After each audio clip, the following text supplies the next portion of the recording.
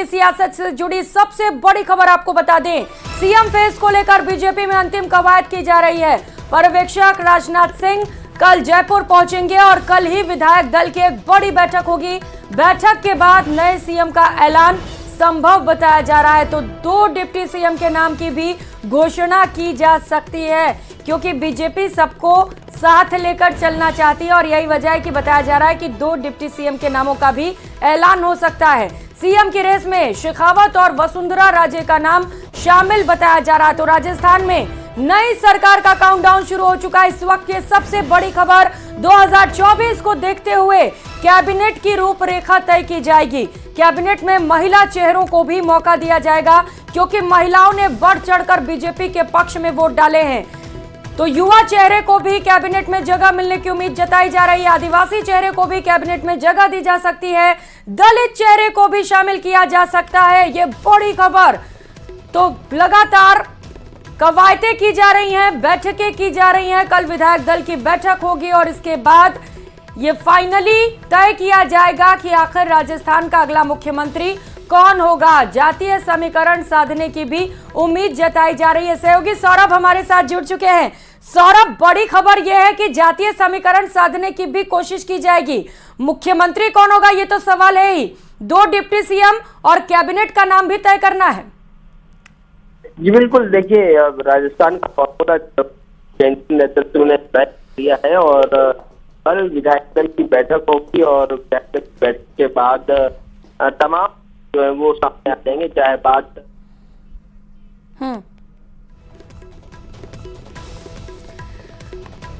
तो अपडेट आप तक पहुंचाते रहेंगे, क्योंकि काउंटडाउन शुरू हो चुका है। 3 दिसंबर को नतीजे सामने आ गए। राजस्थान में कमल भी खिल गया, लेकिन उसके बाद से लगातार सबसे बड़ा सवाल यही है कि मुख्यमंत्री कौन होगा। कवायदें इसको लेकर लगातार की जा रही हैं। कई बैठकें भी हो चुकी हैं। कल एक और बड़ी बैठक होने वाली है, विधायक दल की बैठक, जहां पर तीनों पर्यवेक्षक मौजूद रहेंगे। राजनाथ सिंह भी पर्यवेक्षक बनाए गए हैं, वो भी विधायक दल की बैठक लेंगे और ये जानने की कोशिश की जाएगी कि आखिर विधायक क्या चाहते हैं। उसके बाद एक रिपोर्ट पर्यवेक्षकों की ओर से तैयार की जाएगी और ये रिपोर्ट आला कमान को सौंप दी जाएगी। लेकिन माना यह जा रहा है कि अंतिम फैसला सीएम को लेकर आला कमान का ही होगा। सौरभ हमारे साथ लगातार जुड़े हुए हैं। सौरभ, सीएम कौन होगा ये बड़ा सवाल है और कैबिनेट में किसे किसे शामिल किया जाएगा, इसे लेकर कहा जा रहा है कि कई समीकरण को भी साधने की कोशिश की जाएगी। महिलाओं से लेकर युवाओं और जाति समीकरण पर भी फोकस रहने वाला है। जी बिल्कुल, यही कारण है कि इतनी देर जो है वो राजस्थान को लेकर हो रही है और अब ये बात सामने आई है, चूंकि पर्यवेक्षक की नियुक्ति के साथ ही अब ये स्पष्ट हो चुका है कि राजस्थान को लेकर केंद्रीय नेतृत्व ने फॉर्मूला जो है वो तय कर लिया है और माना जा रहा है कि सीएम फेस हो या फिर डिप्टी सीएम और मंत्रिमंडल, तमाम नाम जो है वो फाइनल हो चुके हैं। लेकिन चूंकि विधायक दल की बैठक जो है वो कल प्रस्तावित है, इसलिए आज से पहले विधायक दल की बैठक में जो तीनों पर्यवेक्षक हैं वो विधायकों की राय जो है वो जानेंगे और एक तरह से इस विधायक दल की बैठक में एक प्रस्ताव जो है वो पारित होगा कि केंद्रीय नेतृत्व जो है वो जो तय करेगा वही सभी को मंजूर होगा। लेकिन चूंकि राजस्थान में अगले साल जो है वो लोकसभा के चुनाव जो है वो होने जा रहे हैं, तो उसको लेकर ही जो है वो तमाम रणनीति जो है वो तय की जा रही है। किस प्रकार से क्या नफा नुकसान जो है वो हो सकता है, उसका ख्याल जो है वो रखा जा रहा है। सोशल इंजीनियरिंग किस प्रकार से करनी है, क्योंकि जिस प्रकार का मैंडेट बीजेपी को मिला है तो सभी जाति वर्गों को साधना जो है वो बीजेपी के लिए चुनौती है। इसलिए आज से मंत्रिमंडल में कौन बड़े चेहरे जो है वो शामिल किए जा सकते हैं, किस प्रकार के फैसले जो है वो सरकार गठन के बाद लिए जाने हैं, उन तमाम पहलुओं पर जो है वो इस वक्त चर्चाएं जो है वो लगातार जारी है। आज शाम को बीजेपी के राष्ट्रीय अध्यक्ष जेपी नड्डा जो है वो तमाम विधायकों से चर्चा करेंगे और एक तरह से इन तमाम विधायकों को ये गुट्टी पिलाई जाएगी कि संगठन जो है वो राजस्थान को लेकर गंभीर है। ठीक है सौरभ, आपके साथ बने रहेंगे। इस बीच एक और बड़ी खबर सामने आ रही है। राजस्थान के विधायकों से जेपी नड्डा बातचीत करेंगे, वीसी के जरिए ये बातचीत होने वाली है। आज शाम 7:30 बजे जेपी नड्डा विधायकों से बातचीत करेंगे। नवनिर्वाचित विधायक जो अभी हाल फिलहाल में ही चुनकर आए हैं, उनसे जेपी नड्डा बातचीत करेंगे और ये जानने की कोशिश की जाएगी कि आखिर विधायक क्या चाहते हैं, क्योंकि बीजेपी चाहती है कि सर्वसम्मति से ही मुख्यमंत्री का चयन किया जाए। नए मुख्यमंत्री के मुद्दे पर बताया जा रहा है कि बीजेपी के राष्ट्रीय अध्यक्ष जेपी नड्डा बातचीत कर सकते हैं। सौरभ, बातचीत जरूरी भी है क्योंकि विधायकों को भी साथ लेकर चलना है, लोकसभा चुनाव भी नजदीक है। जी बिल्कुल, काफी महत्वपूर्ण इस मायने में हो जाता है कि पर्यवेक्षक जब कल आ रहे हैं और उससे पहले राष्ट्रीय अध्यक्ष जो है वो खुद राजस्थान के तमाम विधायकों से चर्चा करेंगे। यानी राजस्थान को लेकर केंद्रीय नेतृत्व जो है वो काफी गंभीर जो है वो नजर आ रहा है। और जिस प्रकार का घटनाक्रम पिछले 2-3 दिनों में देखने को मिला है, उसके बाद बीजेपी नहीं चाहती कि किसी प्रकार की अप्रिय खबर जो है वो बाहर आए। ऐसे में तमाम विधायकों को किस प्रकार से संगठन को लेकर जो है वो स्पष्ट संदेश जो है वो दिया जा सकता है, उसकी कोशिश संभवतः ये जो आज शाम को जेपी नड्डा की बैठक है उसके जरिए हो सकती है। तमाम विधायकों को ये कहा जा सकता है कि संगठन जो है वो राजस्थान को लेकर किस प्रकार से गंभीर है और क्या कुछ करना है, इसको लेकर सभी विधायकों को एकमत होना बहुत ज्यादा जरूरी है। और राजस्थान को लेकर जो भी फैसला होगा वो सही और कह सकते हैं कि भविष्य को लेकर सोच विचार कर जो है वो निर्णय लिया गया है। ऐसे में विधायकों को संगठन के निर्णय पर ही जो है वो आगे बढ़ना है। और किसी प्रकार से जो कुछ अंदर खाने ये चर्चाएं चल रही थी कि कुछ लोग लॉबिंग कर रहे हैं, बाड़ेबंदी कर रहे हैं, उन तमाम लोगों को एक संदेश देने की कोशिश जो है वो इस बैठक के जरिए पार्टी जो है वो करने वाली है कि जो भी निर्णय होगा राजस्थान के हित में और जनता ने जिस प्रकार का मैंडेट दिया है उनको सोच विचार कर जो है वो लिया जा रहा है। ऐसे में आपकी भूमिका ये है कि संगठन जो भी निर्णय ले उसके साथ आप लोगों को मजबूती के साथ खड़ा रहना है। जी सौरभ, ये अंतिम कवायद चल रही है, काउंटडाउन शुरू हो चुका है और माना जा रहा है कि 102 दिन के अंदर सीएम का भी ऐलान होगा। जैसा कि बताया जा रहा है 2 डिप्टी सीएम का भी ऐलान हो सकता है और कैबिनेट का भी। रेस में जो नाम आगे चल रहे हैं उनके दिलों की धड़कनें बढ़ गई होंगी इस वक्त। जी बिल्कुल, यही खासियत है बीजेपी की। बीजेपी केंद्रीय नेतृत्व जो है वो समय तक किसी को भी ये एहसास नहीं होने देता कि कौन जो है वो मुख्यमंत्री और डिप्टी सीएम मंत्रिमंडल में जगह पाएगा। ऐसे में जो है वो सस्पेंस लगातार बरकरार है। जिन जिन नेताओं के नाम मुख्यमंत्री, डिप्टी सीएम और मंत्रिमंडल के लिए चल रहे हैं उनकी सांसें जो है वो ऊपर नीचे इस वक्त होती हुई नजर आ रही है। लेकिन क्योंकि अगले 3-4 दिनों में जो है वो राजस्थान की नई सरकार जो है वो स्वरूप में आ जाएगी, इस लिहाज से काफी महत्वपूर्ण ये अगले 1-2 दिन जो है वो रहने वाले हैं। और माना जा रहा है कि कल जब विधायक दल की बैठक हो जाएगी तो बहुत जल्दी जो है वो नामों का ऐलान भी नेतृत्व द्वारा कर दिया जाएगा। डिप्टी सीएम की रेस में कौन कौन है सौरभ?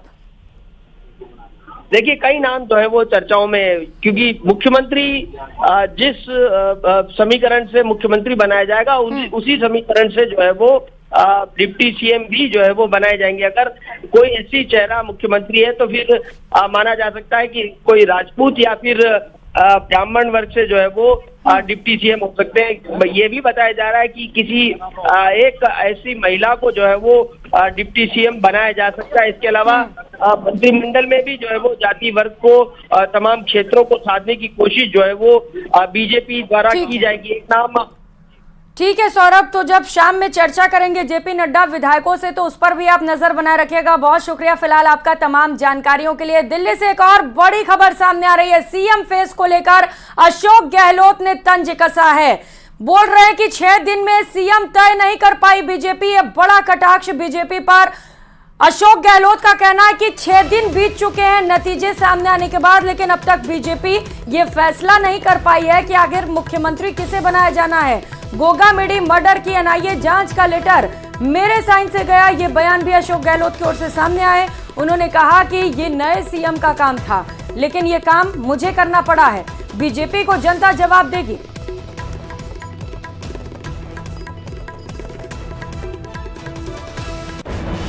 अगर कांग्रेस नहीं करती 5-6 दिन तक, पता नहीं क्या क्या चिल्लाते लोग, आपने फूट है, झगड़े हैं, ये है वो है।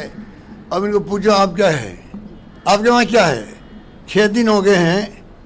कल भी जो हत्या हुई थी जो गोगामेडी की, उसके लिए मुझे लिख के भेजना पड़ा है भारत सरकार को, मेरे साइन से गया है, इसकी जांच एनआईए लेती तो हमें ऑब्जेक्शन नहीं है, जबकि नए मुख्यमंत्री को लिखना चाहिए था, क्योंकि कार्यवाहक बना रखा मुझे गवर्नर साहब ने, जब तक नया शपथ नहीं ले तो मुझे वो कार्रवाई करनी पड़ती है।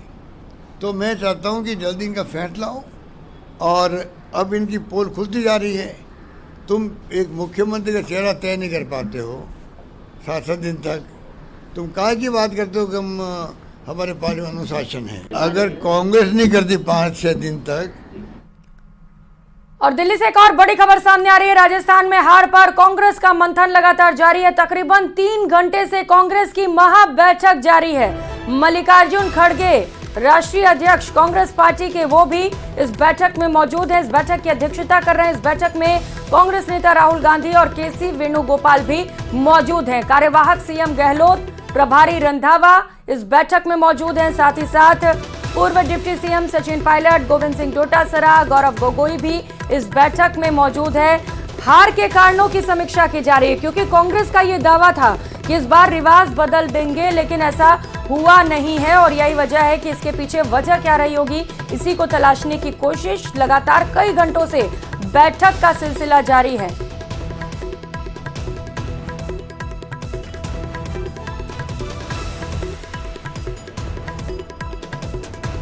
दिल्ली से सहयोगी लखवीर सिंह शेखावत इस वक्त सीधे हमारे साथ जुड़ चुके हैं। लखवीर, एक बड़ी बैठक कांग्रेस की ओर से, ये पता लगाने की कोशिश कि हार के पीछे क्या वजह रही होगी, कुछ पता चल सका अभी तक? चल क्या रहा अंदर? जी बिल्कुल, राजस्थान विधानसभा चुनाव में हार के कारणों की समीक्षा के लिए कांग्रेस पार्टी महत्वपूर्ण समीक्षा बैठक एआईसीसी मुख्यालय में इस वक्त कर रही है, जो कि पिछले 1 घंटे से जारी है। करीब 1 घंटा हो गया है जब ये बैठक राष्ट्रीय कांग्रेस का जो मुख्यालय है वहां पर जारी है, जिसमें मल्लिकार्जुन खड़गे, राहुल गांधी मौजूद हैं, केसी वेणुगोपाल मौजूद हैं और राजस्थान कांग्रेस के प्रभारी सुखजिंदर सिंह रंधावा, पीसीसी चीफ गोविंद डोटासरा, कार्यवाहक सीएम अशोक गहलोत, सचिन पायलट, हरीश चौधरी, महेंद्रजीत सिंह मालवीय, वीरेंद्र सिंह राठौड़, गौरव गोगोई, अमृता धवन, मधुसूदन मिस्त्री, मोहन प्रकाश, ये तमाम वो चेहरे हैं जो इस बैठक में शामिल हो रहे हैं और अपनी तरफ से हाईकमान को ये बता रहे हैं कि आखिरकार चूक क्या रह गई, कमी क्या रही, क्योंकि आलाकमान जानना चाहता है कि जब बड़े बड़े दावे और वादे किए गए कि सबसे बेहतरीन योजनाएं अशोक गहलोत सरकार की हैं पूरे देश में, राइट टू हेल्थ जैसे प्रकल्प लॉन्च किए गए जो कि पूरे देश में कहीं नहीं है, चिरंजीवी योजना का दम भरा गया, बावजूद उसकी कमी क्या रह गई कि हार हो गई।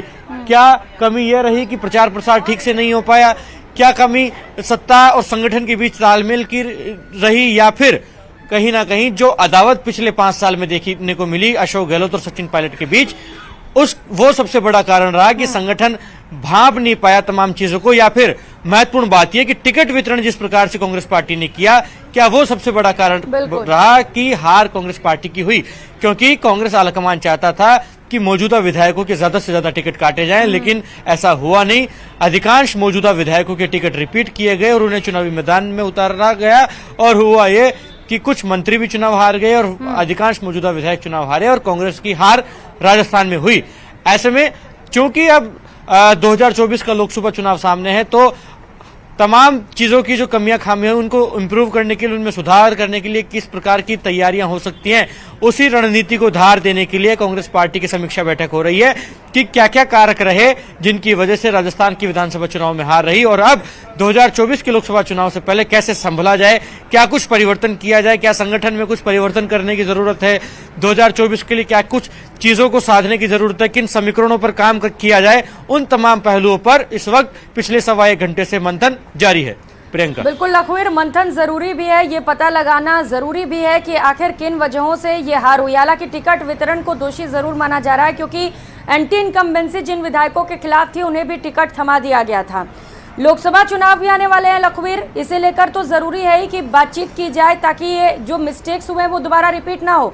साथ ही साथ 5 साल बाद जब विधानसभा के चुनाव होंगे तो ये भी चुनौती होगी कि सत्ता में वापसी करनी है, क्योंकि बीजेपी का दावा यह है कि इस बार हम रिवाज बदलेंगे।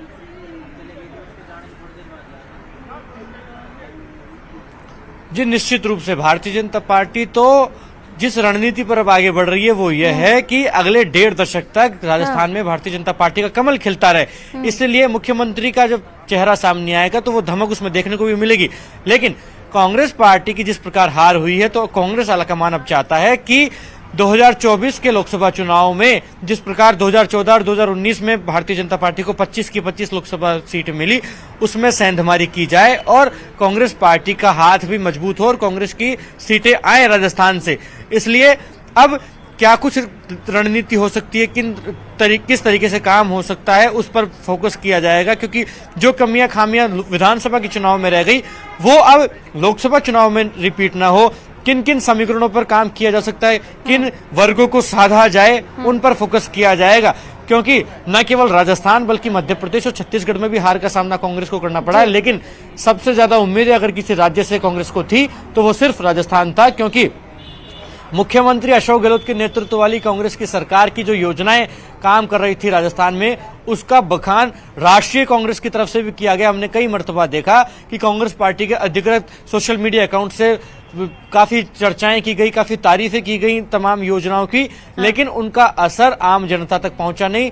ऐसे में क्या उन योजनाओं का रोल जनता के बीच में नहीं था या फिर प्रचार प्रसार में कमी रही? उन तमाम चीजों पर फिलहाल फोकस किया जा रहा है, चर्चा की जा रही है, मंथन किया जा रहा है। और जो गुटबाजी की खबरें हैं, क्योंकि पिछले 5 साल हमने देखा किस प्रकार सचिन पायलट और अशोक गहलोत के बीच अदावत रही और बयानबाजियां भी की गई, तो ऐसे में क्या वही सबसे बड़ा कारण रहा? इन तमाम पहलुओं पर रिपोर्ट ली जा रही है कांग्रेस आलाकमान के द्वारा। प्रदेश कांग्रेस के बिल्कुल लखवीर, कई सारे हार के कारण हो सकते हैं जिन्हें तलाशने की कोशिश भी की जा रही है। आप नजर बना रखिएगा। प्रधानमंत्री नरेंद्र मोदी इस वक्त बोल रहे हैं, सीधे लिए चलते हैं, सुनाते हैं। हमारी सरकार की किसी न किसी योजना का जरूर लाभ मिला है, और जब ये लाभ मिलता है ना तब एक विश्वास बढ़ता है, और विश्वास एक छोटी लाभ मिल गया, जिंदगी जीने की एक नई ताकत आ जाती है। और इसके लिए उन्हें किसी सरकारी दफ्तर में बार बार चक्कर लगाने की जरूरत नहीं पड़ी। भीख मांगने की जो मनस्थिति रहती थी वो गई। सरकार ने लाभार्थियों की पहचान की और फिर उन तक लाभ पहुंचाने के लिए कदम उठाए। तभी आज लोग कहते हैं कि मोदी की गारंटी यानी गारंटी पूरा होने की गारंटी। मेरे परिवारजनों, विकसित भारत संकल्प यात्रा ऐसे लोगों तक पहुंचने का बहुत बड़ा माध्यम बनी है जो अब तक सरकार की योजनाओं से नहीं जुड़ पाए। इसे शुरू हुए अभी 1 महीना भी नहीं हुआ है, 2-3 हफ्ते हुए हैं, लेकिन ये यात्रा 40,000 से ज्यादा ग्राम पंचायत और कई शहरों तक पहुंच चुकी है। ये बहुत बड़ी बात है कि इतने कम समय में अब तक 1.25 करोड़ से अधिक लोग मोदी की गारंटी वाली गाड़ी तक पहुंचे हैं, उसका स्वागत किया है, उसको समझने का प्रयास किया है, उससे जुड़ने की कोशिश की है, उसको सफल करने का काम किया है।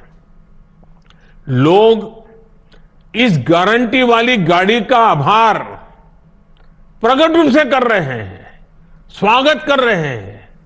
और मुझे बताया गया है कि कई जगहों पर कार्यक्रम शुरू होने से पहले ही कई तरह की गतिविधियां पूरी की जा रही है।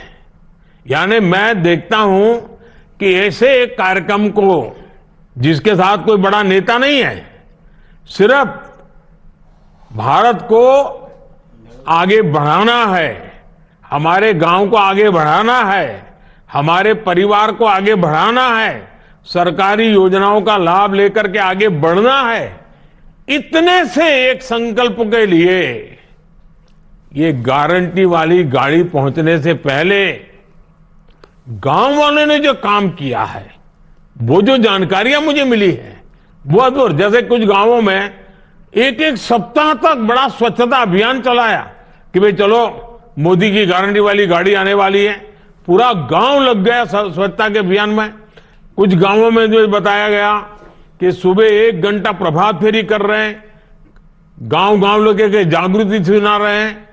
कुछ जगह पे स्कूलों में जो प्रार्थना सभाएं होती हैं तो वहां जो जागरूक टीचर है उन्होंने विकसित भारत क्या है, आजादी के 100 साल होंगे तब तक कैसे आगे बढ़ना है, ये बच्चे तब 25-30 साल के 35 साल के हो जाएंगे तब उनका भविष्य कैसा होगा, इन सारे विषयों की स्कूल में चर्चाएं कर रहे हैं आजकल। यानी ऐसे जागरूक जो शिक्षक है वो भी लोगों को शिक्षित कर रहे हैं। और स्कूल के बच्चों ने गारंटी वाली गाड़ी के स्वागत में कई गांवों में बढ़िया रंगोलियां बनाई है। कुछ लोगों ने कलर वाली रंगोली नहीं बनाई तो गांव के फूल पत्ते पौधे लेकर के कहीं सूखे पत्ते से और हरे पत्ते जोड़ करके बहुत बढ़िया बढ़िया रंगोलियां बनाई है। अच्छे नारे लिखे हैं लोगों ने। कुछ स्कूलों के अंदर नारे लिखने की स्पर्धाएं हुई है। मुझे बताया गया है कि कुछ गांवों में तो गारंटी वाली गाड़ी आने पर हर घर के दरवाजे पर जिस दिन आने वाली थी उसके 1 दिन पहले शाम को लोगों ने घर के बाहर दिया जलाया ताकि पूरे गांव में गारंटी वाली गाड़ी का एक वातावरण बन जाए। यानी ये जो लोगों का उमंग है। और कुछ लोग तो मैंने सुना कि गांव के बाहर तक जाते हैं, गाड़ी आने वाली है तो पूजा का सामान लेकर के, आरती लेकर के, फूल लेकर के गांव के दरवाजे, यानी गांव के बाहर जो पेड़ होता है, नाका होता है या गेट होता है, वहां तक गए और गाड़ी का स्वागत करते हुए अंदर तक ले गए नारे बोलते बोलते। यानी पूरे गांव में जैसे उत्सव का वातावरण बना दिया। मुझे ये जानकर भी अच्छा लगा कि हमारी पंचायतों ने विकसित भारत संकल्प यात्रा के स्वागत के लिए हर गांव में अच्छी स्वागत समितियां बनाई हैं। गांव के सब बड़े बुजुर्ग, समाज के सभी वर्ग के लोग, सबको स्वागत समितियों में जोड़ा है और स्वागत समिति के लोग इसका स्वागत करने के लिए तैयारियां कर रही है, जिम्मेदारियां संभाल रही है। मोदी की गारंटी की वाली जो गाड़ी आने वाली है ना, इसकी 1 दिन पहले से घोषणा हो रही है। अब तो मैंने कोशिश की है कि भाई जरा 1-2 दिन क्या, सप्ताह पहले बता दो भाई फलानी तारीख को आएगा, डिगनी तारीख को आएगा, इतने बजे आएगा। तो गांव वालों का इतना उत्साह है तो पहले से अगर पता चलेगा तो ज्यादा तैयारियां करेंगे। और जिन गांवों में गाड़ी जाने वाली नहीं, अगल बगल के 2-4-5 किलोमीटर छोटे छोटे कस्बे होते हैं, उनको भी बुला सकते हैं। स्कूल के बच्चों से लेकर के बुजुर्गों को भी इस योजना में शामिल किया जा रहा है। और मैंने देखा उसमें सेल्फी पॉइंट बनते हैं, इतनी सेल्फी लोग ले रहे हैं। और गांव के भी माताएं बहनें मोबाइल फोन का उपयोग करना, सेल्फी लेना और ये सेल्फी अपलोड करते हैं। मैं देखता हूं इतने खुश नजर आते हैं लोग। और मुझे संतोष है कि जैसे जैसे ये यात्रा देश के कोने कोने में पहुंच रही है, लोगों का उत्साह और ज्यादा बढ़ता जा रहा है। ओडिशा में जगह जगह पारंपरिक ट्राइबल डांस से नृत्य करते हैं लोग, जो परंपरागत हमारे आदिवासी परिवारों में होता है। इतना शानदार नृत्य हो रहे हैं, उनका स्वागत किया है। वेस्ट खासी हिल के मुझे कुछ लोगों ने फोटो भेजे, उसका वीडियो भेजा। वेस्ट खासी हिल के रामब्राय में कार्यक्रम के दौरान स्थानीय लोगों ने खूब सुंदर सांस्कृतिक कार्यक्रम किए, नृत्य का आयोजन किया। अंडमान और लक्षद्वीप दूर दूर कोई पूछता नहीं, ऐसे इलाके इतना बड़ा शानदार कार्यक्रम लोग कर रहे हैं और बड़ी खूबसूरती के लिए किए। और फिलहाल यहां वक्त चला एक छोटे से ब्रेक का, लौटेंगे फौरन।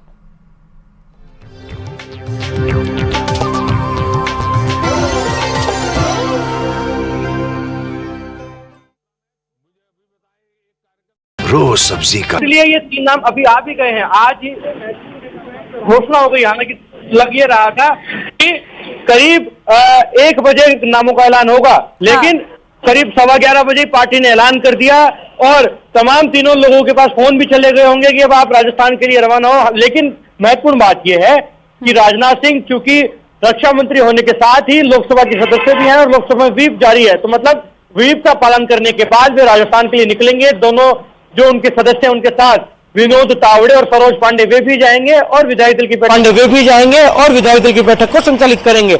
मतलब या तो कल नहीं तो फिर रविवार को राजस्थान में विधायक दल की बैठक होगी भारतीय जनता पार्टी की, और उस विधायक दल की बैठक में अगला मुख्यमंत्री कौन होगा उस पर मुहर लग जाएगी और सर्वसम्मति से केंद्रीय आलाकमान के प्रस्ताव को पारित करवा लिया जाएगा। लेकिन रक्षा मंत्री राजनाथ सिंह जैसे वरिष्ठ नेता को राजस्थान भेजने के पीछे की मंशा क्या रही होगी, ये देखने वाली बात है, क्योंकि हमने देखा था कि पूर्व मुख्यमंत्री वसुंधरा राजे कहीं ना कहीं बैरियर ना बन जाए, हर्डल नहीं बने, किसी प्रकार से रोड़ा ना हो, इसलिए ये फैसला लिया गया होगा, ये तय है। क्योंकि राजनाथ सिंह जब जाएंगे तो स्वाभाविक है कि वो वसुंधरा राजे और उनके खेमे से भी कोऑर्डिनेशन कर सकेंगे, और जो नया व्यक्ति बन रहा होगा मुख्यमंत्री, उसके नाम को भी सर्वसम्मति से पारित करवाने के लिए काम करेंगे। तो निश्चित रूप से कहा जा सकता है कि अब ज्यादा समय बचा नहीं है कि जब राजस्थान में अगले मुख्यमंत्री का ऐलान हो जाएगा, क्योंकि भारतीय जनता पार्टी ने केंद्रीय पर्यवेक्षकों का ऐलान कर दिया है और वो केंद्रीय पर्यवेक्षक जयपुर जाकर विधायक दल की बैठक को संचालित करेंगे। महत्वपूर्ण ये इसलिए भी हो जाता है ममता, क्योंकि केंद्रीय पर्यवेक्षक न केवल विधायक दल की बैठक को संचालित करेंगे, कोऑर्डिनेशन करेंगे, तमाम विधायकों का पक्ष जानेंगे, उनको केंद्रीय आलाकमान के फैसले से रूबरू करवाएंगे, बल्कि अगर किसी व्यक्ति के मन में कोई हरीश चौधरी पर भी काफी दारोमदार था, क्योंकि एआईसीसी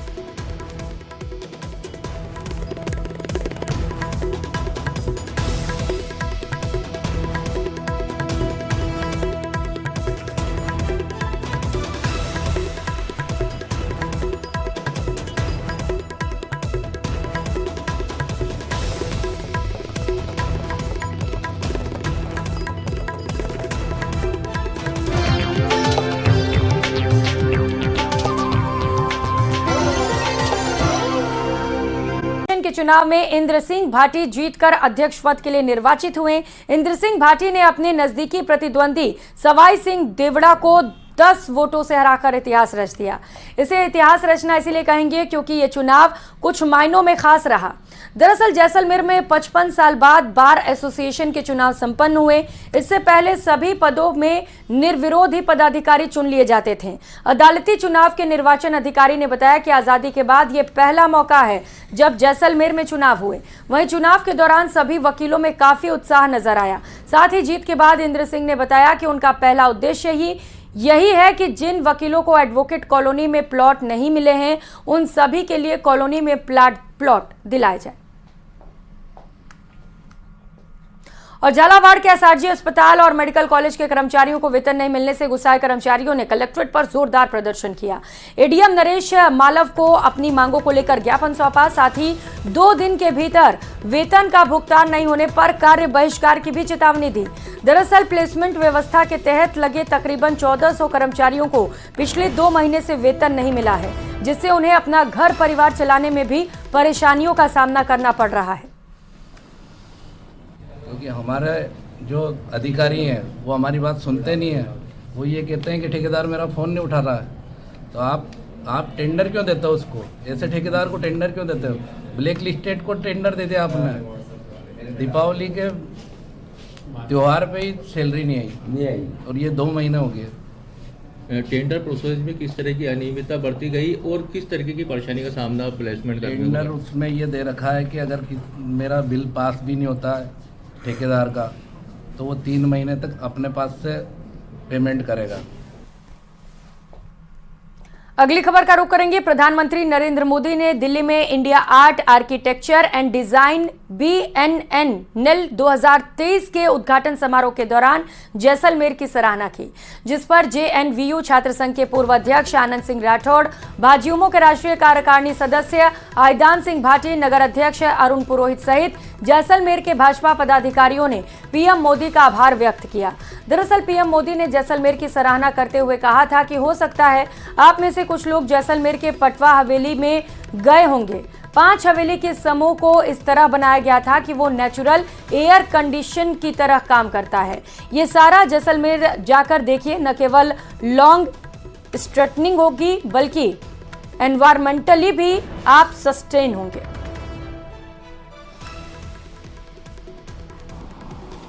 हो सकता है आप में से कुछ लोग जैसलमेर में भी पटवों की हवेली भी गए होंगे। 5 हवेलियों के इस समूह को इस तरह बनाया गया था कि वो नेचुरल एयर कंडीशनिंग की तरह काम करता है।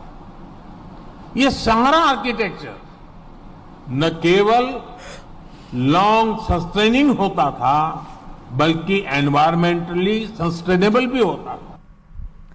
बाड़मेर जिला मुख्यालय के आदर्श स्टेडियम में असुविधाओं के कारण शहरवासियों को बड़ी परेशानियों का सामना करना पड़ रहा है। स्थिति यह है कि स्टेडियम में लाइटिंग की कमी, व्यायाम साधनों की कमी और इसके साथ साथ स्टेडियम में म्यूजिकल फाउंटेन को खराब हुए 4 साल से अधिक का वक्त बीत चुका है।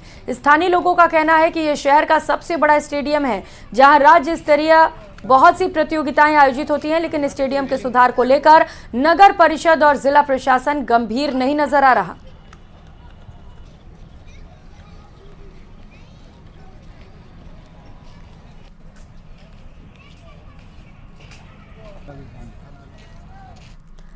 और खबरों में आगे बढ़ते हुए सर्दी का मौसम आ चुका है। ऐसे में लोगों के कपड़े से लेकर उनके रहन सहन में भी बदलाव आने लगा है। वहीं बात अगर जानवरों की करें तो वो भी इससे अछूते नहीं हैं। लोग अपने पालतू जानवरों के लिए बाजार से गर्म कपड़े खरीद रहे हैं। ऐसे में दिल्ली, हरियाणा सहित अलग अलग प्रदेशों से जानवरों के लिए मखमली कपड़े, शर्ट, हुडीज भी लाए जा रहे हैं, जो लोगों के लिए आकर्षण का केंद्र है।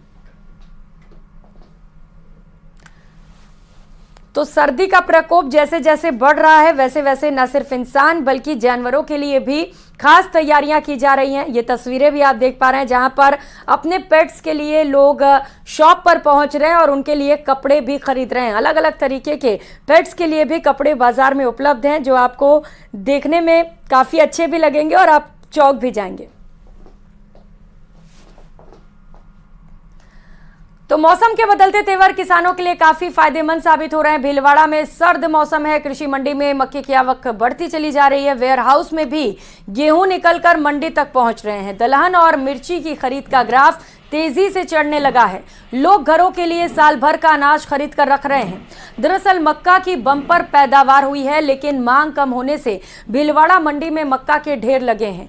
एक पखवाड़ा पहले मंडी में मक्का की 2000 बोरी रोजाना पहुंचती थी। जिले के अलग अलग हिस्सों से ये बोरियां आ रही थी, लेकिन अब संख्या 1000 रह गई है। खाड़ी देशों की मिल, देश के पोल्ट्री फार्म अब रोजाना मक्का वहां से पहुंच रहे हैं। वहीं मंडी में चना, ज्वार, उड़द, गवार, मूंग आदि की आवक भी बढ़ी है।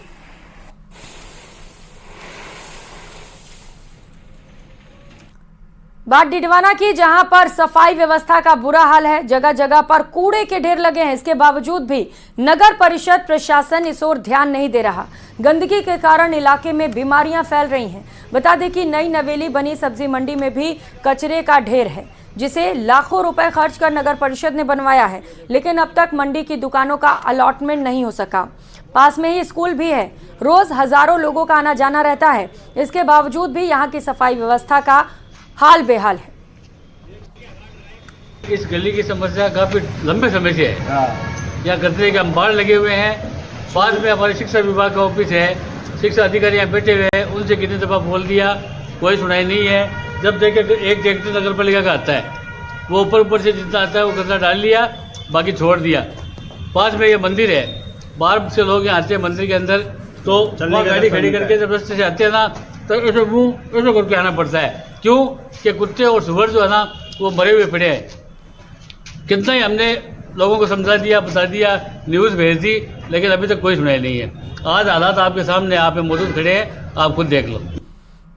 उधर पाली में पुलिस अधीक्षक के निर्देशानुसार जोधपुर पाली 4 लेन प्रबंधक, निदेशक और परिवहन अधिकारी के मार्गदर्शन में सड़क सुरक्षा जीवन रक्षा जागरूकता अभियान कार्यक्रम का आयोजन किया गया। इस कार्यक्रम में ministry of road transport and highway के उच्च अधिकारियों के साथ जापान से आए मुख्य अतिथियों ने भी हिस्सा लिया। इस कार्यक्रम में सड़क दुर्घटना को रोकने के लिए मुद्दे उठाए गए। इसी के साथ ही ट्रैफिक के नियमों की पालना करने की भी बात रखी गई। आबो लगातार बदल रही है। धीरे धीरे हवा में प्रदूषण बढ़ता चला जा रहा है। आज सुबह एयर क्वालिटी इंडेक्स बढ़कर 233 पर पहुंच गया। बढ़े हुए एयर क्वालिटी इंडेक्स के कारण आसमान में कोहरे और धुएं के मिश्रण से स्मॉग बना हुआ है, जिसके कारण बुजुर्ग और अस्थमा रोगियों को परेशानियों का सामना करना पड़ रहा है। प्रदूषण नियंत्रण बोर्ड के अधिकारी भी आबोहवा में हो रहे बदलाव को लेकर लगातार इंडेक्स पर नजर बनाए हुए हैं और आवश्यक चेतावनी भी जारी कर रहे हैं। तो वहीं राजस्थान का कश्मीर कहलाने वाला माउंट आबू, जहां पर सर्दी ने सारे रिकॉर्ड तोड़ दिए हैं। दिसंबर की शुरुआत में ही तापमान 0 डिग्री तक पहुंच चुका है। कड़कड़ाती सर्दी में सैलानी और स्थानीय निवासी घरों और होटल में डूबते नजर आ रहे हैं। इस सर्दी से बचाव के लिए सैलानी माउंट आबू के चाय की थड़ियों के आसपास नजर आ रहे हैं।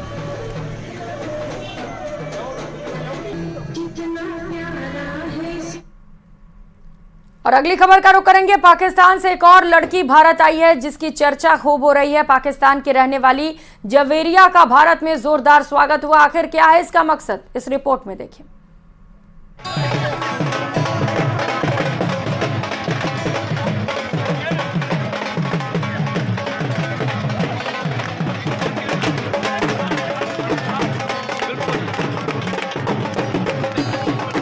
पाकिस्तान से ये खूबसूरत लड़की हिंदुस्तान आई है। ये अपने प्रेमी हिंदुस्तान के रहने वाले समीर से शादी करने आई है। देखिए अटारी बॉर्डर पर इसका किस तरह स्वागत किया गया।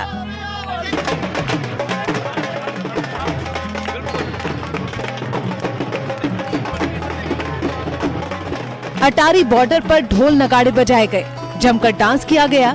देखिए ये लड़की और इसका प्रेमी कितने खुश हैं।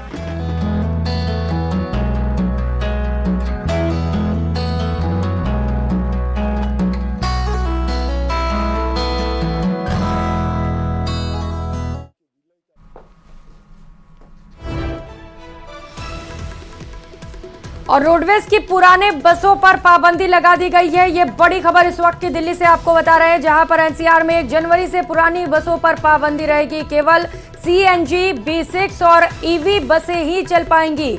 एनसीआर में रोडवेज की 108 बसें गुजरती हैं।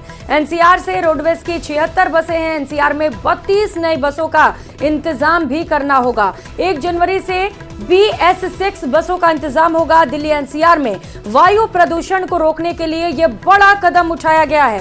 Centre for air quality management वाहनों पर कंट्रोल करेगा। तो लगातार जिस तरीके से दिल्ली सहित एनसीआर के क्षेत्रों में लगातार प्रदूषण बढ़ रहा है, इसे लेकर एक बड़ी कार्रवाई की गई है, जहां पर पुरानी बसों पर रोक लगा दी जाएगी। 1 जनवरी से पुरानी बसों पर पाबंदी रहने वाली है।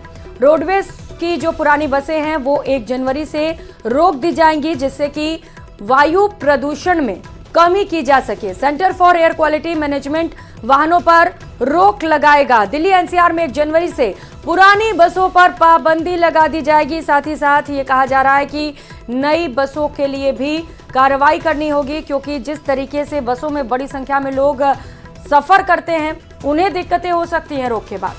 तो 32 नई बसों का भी इंतजाम करना होगा एनसीआर में, जहां पर लोग बस से ट्रैवल करते हैं। साथ ही साथ दिल्ली एनसीआर में जिस तरीके से लगातार एयर क्वालिटी इंडेक्स बिगड़ता चला जा रहा है, उसी को लेकर यह कार्रवाई की गई है, जिससे कि AQI में गिरावट दर्ज की जा सके। पोल्यूशन लगातार बढ़ रहा है और जैसे जैसे ठंड बढ़ रही है, स्मॉग भी देखने को मिल रहा है और इसमें गिरावट हो सके, इसी को लेकर यह बड़ी कार्रवाई की जानी है। तो जयपुर से ये बड़ी खबर आपको बता रहे हैं। रोडवेज की पुरानी बसों पर पाबंदी लगा दी जाएगी। एनसीआर में 32 नई बसों का भी इंतजाम करना होगा। दिल्ली एनसीआर से ये बड़ी खबर आपको बता रहे हैं, जहां पर वायु प्रदूषण को कम करने के लिए, उसे रोकने के लिए ये कार्रवाई की जानी है। इस बुलेटिन में फिलहाल इतना ही। नमस्कार।